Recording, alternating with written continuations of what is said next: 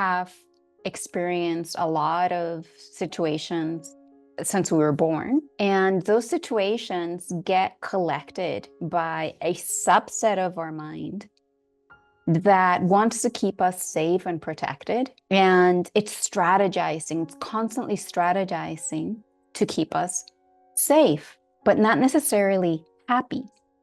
That subset of our mind is not who we are. So it doesn't know that it doesn't have to strategize to get anything outside of itself. It doesn't know that.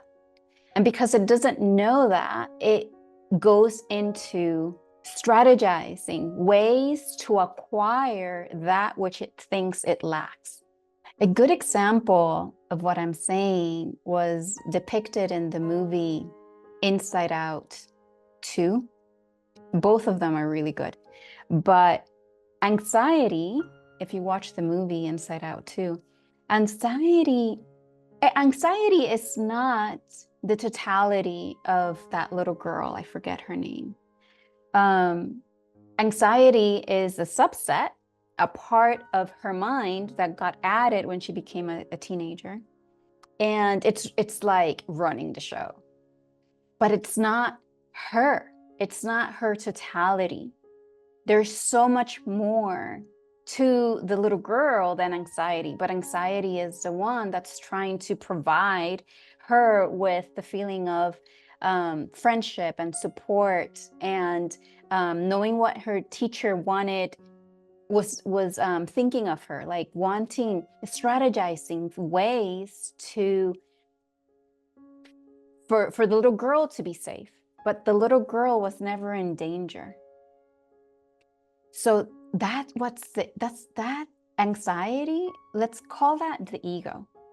The ego is a part of our minds that's very innocent. It acts very much like that character, anxiety.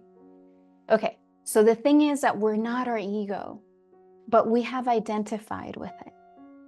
So much so that we believe the strategies that it creates for us to feel happy and joyful and safe.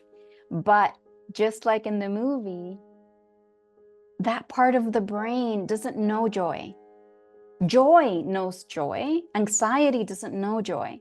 So it tries to keep us safe through strategies that are not necessarily going to provide that feeling of happiness that we are seeking for, because we're not identifying with our true essence.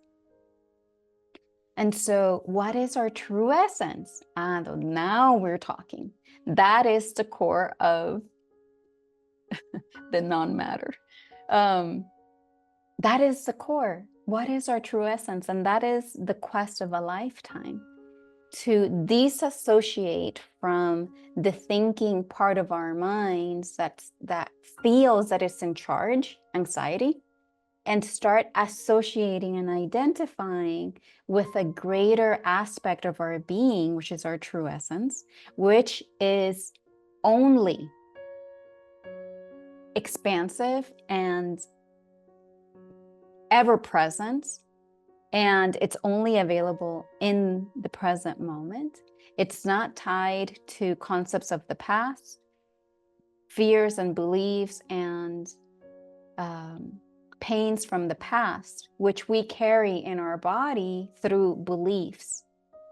So that's the other component that I wanted to bring in, that we have believed something about ourselves many years ago, potentially when we were children. We could feel that there's a lack of generosity in the world, that there is a constant attack.